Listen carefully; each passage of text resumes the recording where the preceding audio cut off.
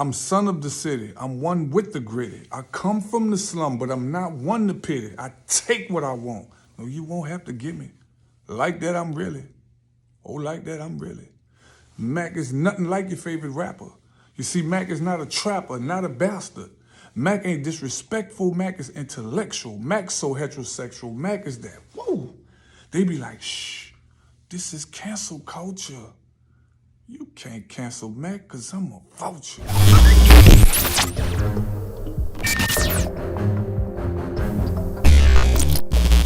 I got some bones, and that's why I told you she walk with a switch, and she just might smack you if you call her, bitch. You get turned on to No Limit.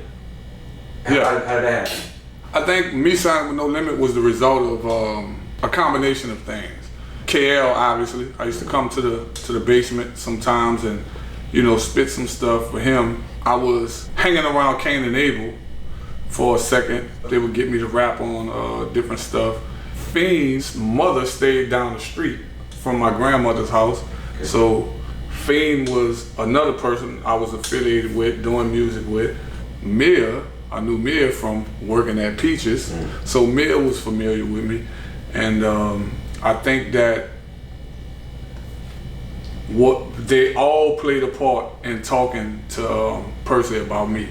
KL, Mia, Fiend, and Cain and Abel. And my cousin Skanu, rest in peace, who rapped with the group Prime Suspects. Yeah. So I think it was a combination of that, as well as I did a song with Cain and Abel called God and Guns on their Seven Sins album. When the sun sets, I'm at rest. They got bullets to penetrate through your proof vest. I met P at their video shoot for Gangstafied. And so that was my first time meeting him. And I think a couple weeks later, maybe a couple months later, I had a meeting with Kevin Lyles, who was one of Russell Simmons' right hands at the time. Why Wayne introduced me to him, and I had a meeting with him, and I spit for him, let him hear my demo, and he was very interested at the time in talking to them about me being possibly on Def Jam. And just the thought of me moving to New York at the time, I was 19, I had just quit my job. I was a security guard across the river, and so I had just quit the job, and I just wasn't ready to move that far away from home. And so when I left out of the meeting with Kevin Lyles, I ran into Master P on the elevator with all of the other guys, and he was like, man, we got a party upstairs, come upstairs. So it was almost like it was meant, you know what I mean? So I went on the elevator, we went upstairs, we talked. He said, man, come to the studio Thursday with KL. And I came to the studio with KL, and I never moved back home. Operation Uptown, get to niggas shell shot, camouflage down, Reebok, straight off the block. Your thoughts on the fit on No Limit? Even though they were lyricists, but they were more like gutter street, right? You know, brush your head type shit. So Mac, you personally, what do you think as far as the fit? That was actually the reason why I did it. Remember earlier in the conversation I told you I like to stand out. I like to do something different, right? I felt that had I made the decision to go that other route, the people on that label were more my style. So there was a possibility I could have just fell into the host of artists they had with that flavor. Whereas I knew over here I was gonna stick out like a sore thumb. And that was pretty much one of the guiding motives behind my decision. I bust your bubble, I'm behind the trigger, so you can get in trouble. New shirts and white caprices, my daddy used to call them Johnny. I never thought the snake mothers would be behind me. I was running with Cash Money at the time too. I had just did the song on Chopper City with BG called Trouble. So I was running with Cash Money at the time. Def Jam was interested, and I ended up signing with No Limit. Was there anything up on the table from Birdman and stuff saying fuck this? Nothing formal, but you know, Birdman would tell, you know, he used to tell me like, yo, I got you. You know, and I'm pretty sure his intentions was genuine. It's just I was impatient and stubborn. You know what I mean? So once, you know, I never was one to wait around, you know, for something to happen. I just moved. You know what I mean? And I figured out after that.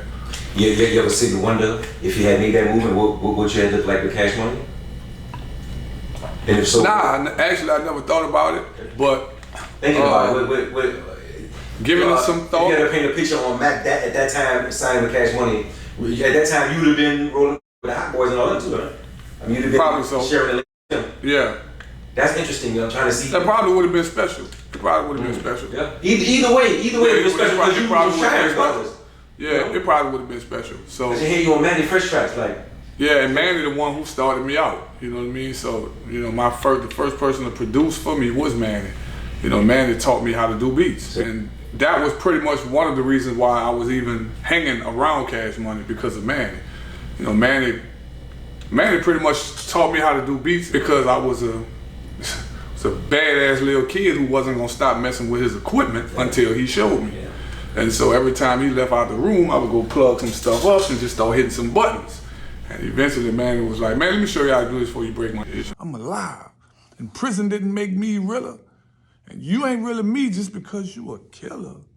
Boy, I know killers who rat and smoke crack go to prison, but they don't tell you that. And that's facts. If Mac tell you cheese on the moon, you ain't got to question it. Go and get that spoon. So you come home, let's say even prior to you coming home, and kind of like things are looking good. So anything coming from the music side, maybe Pete, Birdman, or anybody that's in the industry that says, I'm with Mac, you know, was there any of that going on? Well, I think that the opportunities were there. I think it was more of me just trying to get adjusted to everything. You have to keep in mind, I was away for so long that it was, you know, I had to learn to re-trust things and people. You know what I mean? I had to get adjusted. I had to learn to trust myself again in music. You know what I mean? Because, you know, your voice be stifled for so long that you almost forget it. You know what I mean? You almost forget that you are him. You know what I mean? And so, you know, I had to do things at my own pace because I made a promise to myself while I was in prison that I would never do music again just for money. I want to make money doing music, but I would never do it again just for money because it cost me too much. When I got out, I had the opportunity to go on tour with the No Limit Reunion Tour, and that was fun.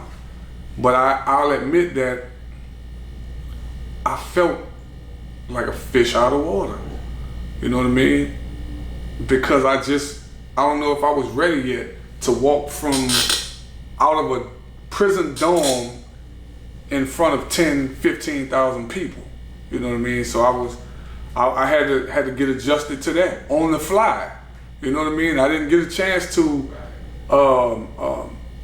figure it all out. I had to just get adjusted on the fly because, you know, money could be a hell of a motivator when you don't have anything. You know what I mean? So when I first got out, it was like that opportunity came. I'm like, yo, I need to take this opportunity because I need to make me some money to take care of my family. And so it was cool, and I enjoyed it. I loved it, man. It was fun, but I felt weird.